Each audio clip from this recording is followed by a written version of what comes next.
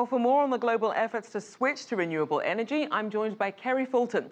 She's an environmental justice consultant, advocate, and cultural historian. Welcome back, Kari. Thank you. It's good to be back. Good to see you. So, looking at the growth of renewable energy globally, where is it growing the fastest? Well, globally, of course, it's growing fast in China. And then you also see China taking that and expanding it into developing countries like across Africa, where you have places that may not have had the access of electricity, and now you're seeing opportunity through solar programs. Even if you look at people like Akon, who oftentimes people think of as a rapper, but he's also has this amazing solar program that's helping to bring electricity to so many places across the continent. So it's growing there, it's growing across Europe, it's growing in the United States, and I think that's important to look at, especially considering you have so many people who don't want to see it grow. Now, in terms of people who are perhaps not doing as much as they could, who's really falling behind the curve on this? To me, honestly, I think the people who are falling behind are the places that benefit the most from fossil fuels. If you've benefited, you want to continue to benefit, and that's understandable. That's understandable. But you also have places in West Virginia, you have places like in Iowa, other places where they are known for coal. They are known for fossil fuel, but they're also seeing the benefit of wind, and they're looking at how they change their portfolio. So on an international scale, it will be interesting to see some of these really oil-rich places, even like Trinidad and Tobago, look at how they can change over and diversify their electricity. Now, looking across the spectrum of renewable energy, obviously we have hydro, solar, wind, etc. Which one is really growing the fastest? Wind and solar. Wind and solar, because they're the easiest in a lot of different ways, and the technology behind them is continuously growing cheaper and cheaper. And to be honest, they're also some of the safest forms of renewable energy. Now, you mentioned China. So what are we seeing in terms of their current commitment and their use of renewable energy? Their commitment, China has a different type of government, I think I've mentioned that before, than the United States. So when they're ready to do something, they're going to do it. And that's what we're seeing across China, is they're moving from a place where you had such high levels of air pollution and realizing that, no, we can actually change this, and we can make a huge difference, not only here in China, but globally. When we think about who are the biggest emitters of greenhouse gas emissions, you have the US and China. So to see China step up and take a major dedication to renewable energy is really important. Now, that's interesting, because obviously we're seeing quite a different story for a lot of actual individual states within the US. So what do these cities and states think about this shift to renewable energy? How open are they to it?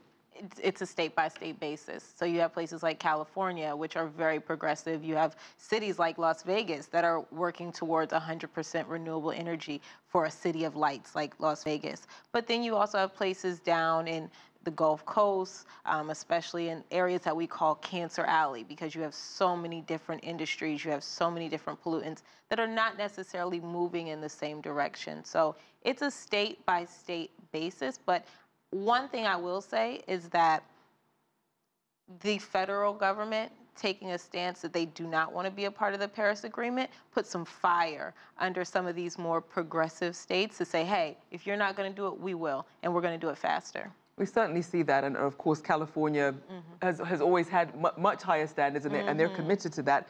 Now, what's interesting though in California, they still have an issue when it comes to storage capacity. It doesn't seem to be keeping pace with output. What's being done on that front? That's a great question. It's a very great question, and we should come back to that. Obviously, still a work in progress. It's an issue that they're actually outputting more than they can store, and especially when the sun goes down and these intermittent technologies, they're finding that they can't keep up. Now, let's look at other challenges then. In terms of the initial costs of setup and infrastructure, it does appear to be more costly. How much of a barrier is that, though, for companies and states that are considering going into this? I think in any case, when you think about the on-front costs, the upfront costs, it can be a hindrance for a lot of people, especially if you are of the mindset that what's been working is working and let's continue to do what we do. Oil is not as expensive. Coal is not as expensive. But on a long-term level, you're going to see so much more profit from solar and wind. But if you don't have that upfront cost, if you don't have the loans coming in to help out with that, then it's going to be very difficult to do. And I think that's one of the issues we see in some of these cities and states that might not have the same revenue as somewhere like California or the Bay Area, where you have a lot of industry and a lot of money coming in.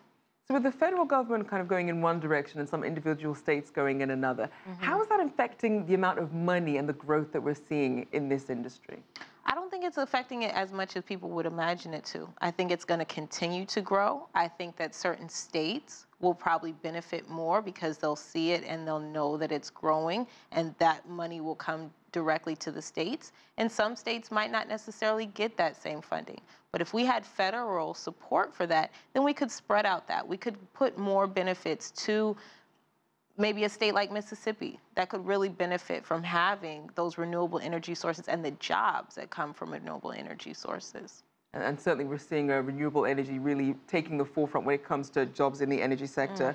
Thank you so much for your insights, Kari Fulton, environmental justice consultant, advocate, and cultural historian.